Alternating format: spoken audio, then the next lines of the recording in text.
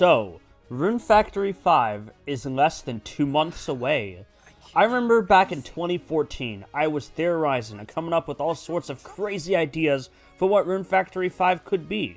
Little did I know, we wouldn't get this game until 8 years later. I remember back in 2014, when I heard the news of Neverland going bankrupt, Neverland being the former development studio that developed the Rune Factory games. I was pretty sad about the news. Not long after getting into the series, I soon found out that there was a pretty high chance that we would never get another entry in this niche JRPG farming / dating sim. Sure, there's still lots of earlier Rune Factory games I've yet to play, so there was plenty of a backlog there to explore, but it was still too bad that it was the end of the series after Rune Factory 4.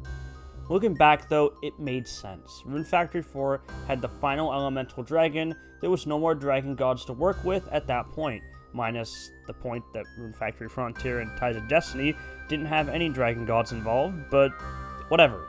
My point still stands. Then this happened. It's a great time talking to you guys, though. Yeah. But what? What? Another What? season. What? What? What? I'm glad I turned you guys down. What? You said it would never What? happen, Or Nick. even really. What? Factory 4S. Are you gonna get it, Nick? And Oh no. oh, Smash. we can finally Uh-oh. confirm. Five? Oh my god! Oh my god! Who's gonna make a new one? Oh my god, they're gonna make a new one! Vic, are you alright? Oh my god! I need to take Nick and do a VC for 10 Jeez, minutes. I'm glad I turned you guys down. Yes! Yes! Yes! Oh my god. Yes! Something I never Yes! thought I would see in my lifetime. Oh my god! Finally! Oh my god, I've been waiting for this! I've been waiting for this day! Oh my god! When this happened, I was completely dumbfounded. I was more shocked about this announcement than anything else. It took me a whole 2 weeks to get over the fact that there was a Rune Factory game actually in development. Prior to that wild Nintendo Direct, I decided to myself that there was no chance of a new Rune Factory game. By 2018/early 2019, it was just far too long since anything new was being announced from Marvelous related to Rune Factory. If they had anything in store, they would have announced it by now. Man, I was fooled pretty good, which is actually a good thing. Being surprised by awesome game announcements like that is part of what makes Nintendo Directs and other such events really, really fun. So with all that out of the way, let's actually talk about what I'm hoping for with Rune Factory 5, and how I feel it could improve over Rune Factory 4, and for future updates for the game. You know, DLC and all that. Yes, I know it's already out in Japan, but I mostly have been keeping up with much related to Rune Factory 5. I don't know any spoilers, only really know little bits of gameplay I've seen from trailers, and that's about it. Let's talk about the combat and the dungeons first. Since this game is in a 3D environment and has full camera control, I'd like combat to work similarly to Rune Factory Tides of Destiny. In my opinion, that game did a very good job with the combat, even though it was a lot of button mashing. But it was fun button mashing, let's be honest. But I'd also like to see a dash feature make a return from Rune Factory 4, as it was useful to spam that button for avoiding attacks. Actually, more movement options in general would be nice, so you can dodge enemy attacks. As for weapon variety, even though it would be nice to have some new types of weapons to play around with, I'm fine with Rune Factory 5 sticking to the same types of weapons that Rune Factory 4 had. It felt like in that game, despite its long playtime, there was always a wide variety of weapons to choose from and experiment with, especially with rune abilities. As for dungeons, I certainly feel like dungeon variety could be way better. In my opinion, Rune Factory 4 could have used way more other dungeon mechanics than just switches for unlocking doors. A ton of the dungeons felt very samey and repetitive.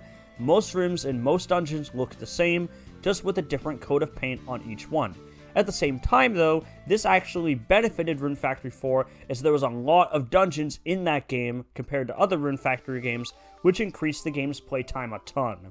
Having 3 different story arcs, as well as Charan's Maze, made the game have a lot of replay value and content to play through.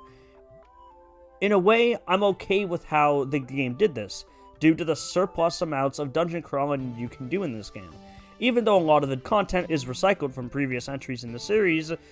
But now that Rune Factory 5 is a completely new entry to the series, I think having more interesting and less repetitive dungeon design would be much preferred this time around, even if it means less dungeons overall. I feel as though they perfected the farming mechanics in Rune Factory 4, so I don't think much needs to be changed here. You know what they say, if it ain't broke, don't fix it. But also, I don't play very many farming sims, so if other people have any other ideas, just let me know. I will state something that I feel like is important for this game though. Since this game takes place in a 3D environment for the first time in like 10 years, I'm a little worried they might go for the open world trend a lot of games tend to do nowadays. Don't get me wrong though, I actually really like a lot of the open world games I've played, but knowing how Marvelous and the Rune Factory team probably don't have that much of a budget to work with as other game studios do, I'm worried it won't work too well. If they do try to make this game an open world, I think that most areas will end up feeling very empty and lifeless. If they make it work in dungeons, that'd be great, but something tells me that they would struggle to make an open world Rune Factory game really work. Now that Rune Factory 4 Special finally has been ported to PC, I really hope that sometime after Rune Factory 5 comes out for the Switch, that they announce a PC port of the game. One of the reasons why I really hope this happens is because, based on the footage I've seen so far of RF5, the game's frame rate looks a little low. I'll be honest, I am a bit of a frame rate snob, so inconsistent or low FPS bothers me a lot when it does happen.